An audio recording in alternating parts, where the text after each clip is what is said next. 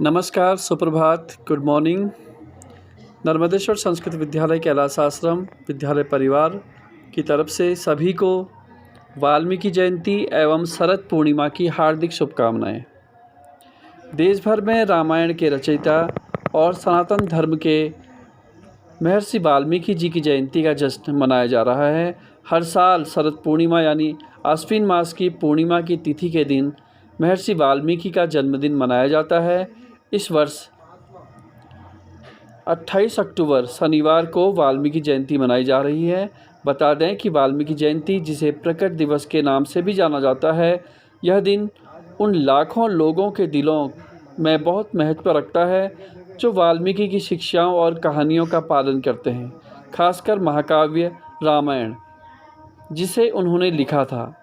वाल्मीकि जयंती का साहित्य और आध्यात्म में उनका योगदान उनके श्रद्धांजलि देने का एक अवसर है। पौराणिक कथाओं के अनुसार वाल्मीकि जी का असली नाम रत्नाकर था, जो पहले लुटेरे हुआ करते थे और उन्होंने नारद मुनि को लूटने की कोशिश की। नारद मुनि ने वाल्मीकि से प्रश्न किया कि क्या परिवार भी तुम्हारे साथ पाप के फल भोगने को तैयार होंगे। जब रत्नाकर ने अपने परिवार से यही प्रश्न पूछा तो उनके परिवार के सदस्य पाप के फल के भागीदार बनने को तैयार नहीं हुए। तब रत्नाकर ने नारद मुनि से माफ़ी मांगी और नारद ने उन्हें राम का नाम जपने की सलाह दी। राम का नाम जपते ही डाकू रत्नाकर वाल्मीकि बन गए। तो वाल्मीकि जयंती के शुभ अवसर पर विद्यालय में आज विद्यालय के वरिष्ठ व्याकरणाचार्य श्री अनिल कुमार चौबे जी अपने वक्तव्य दे रहे हैं। आप सभी को एक बार पुनः वाल्मीकि जयंती की हार्दिक हार्दिक शुभकामनाएं। आप उन्हें सुनिए ध्यान से। धन्यवाद। किस रूप में है ये? मनुष्य रूप में है। किस आधार पर है? और किस आधार पर है? और किस आधार पर है? देखो, कभी आपसे कोई चर्चा भी करता है ना, इसका उदाहरण श्रीमद् भगवत गीता में मिलता है। भगवान ने स्वयं कहा, अर्जुन को उपदेश देते हुए, चातुर्वर्ण्यम मया सृष्टम। यह चारों वर्ण किसने बनाए? मया माने मेरे ही द्वारा बनाए हुए हैं। किसने कहा? भगवान श्री कृष्ण ने अर्जुन को उपदेश देते हुए भगवत गीता पे कहा, आप पढ़ लेना वह उक्ति, चातुर्वर्ण्यम मया सृष्टम। ये जो चार वर्ण है कौन कौन से? फिर भी नहीं आ रहा यार आप लोगों को। ब्राह्मण,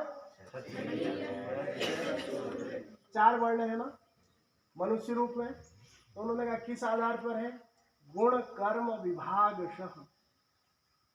किस आधार पर? गुण और कर्मों के आधार पर ही मैंने चार वर्ण बनाए, कोई जाति के आधार पर नहीं। मतलब किसी को हमने उच्च कुलीन उपाध्याय पाठक पांडे जोशी के रूप में रख दिया, अगर उसका कर्म किसका है? शूद्र रूपी कर्म है, क्षुद्र कर्म है, तो वह ब्राह्मण नहीं। गीता की पंक्ति यही कहती को मिलता है। इनका जो बचपन का काल रहा वह काफी दुर्दांत है ना। तो एक महात्मा की सन्निधि कहानी बहुत बड़ी है, बहुत लंबी कहानी है। संक्षेप को करते हुए, एक महात्मा के जब इनका सामना हुआ तो महात्मा ने कहा, भैया क्या महात्माओं का कार्य क्या रहता है? हमेशा समाज का भला करना। उन्होंने कहा, इनको हम राम कहेंगे तो ये जपेंगे। क्या कहना है? उल्टा शब्द बताना है। क्या बता दिया? मरा शब्द बता दिया। बोला इसका जाप करते रहना। ऐसे बहुत सारे उदाहरण मिलते हैं हमारे यहाँ। नामोद्धार के बहुत सारे उदाहरण भरे पड़े हैं, चाहे वो भक्तमाल का ग्रंथ हो, श्रीमद् भागवत ग्रंथ हो, महाभारत, तो बहुत सारे नाम से ही इस जीव का कल्याण हो जाता है। अजामिल है ना, देखो कितना सात्विक ब्राह्मण था, वेश्या का संसर्ग हुआ तो महापापी बन गया, महापातक बन गया। तो संतों ने कहा भी इसका उद्धार कैसे होगा, है ना। तो छोटे बेटे का नाम दक्षिणा के रूप में नारायण रखवा दिया, और अंतमति सुगति, लास्ट में क्या कहते हैं, नारायण करते ही, क्योंकि लास्ट सबसे छोटे बच्चे में अत्यधिक माया थी, उसका नाम लिया, नाम मात्र से ही उद्धार हो गया। तो उन्होंने कहा भैया इसका भी उद्धार करना है, कैसे हो, उल्टा बता दो।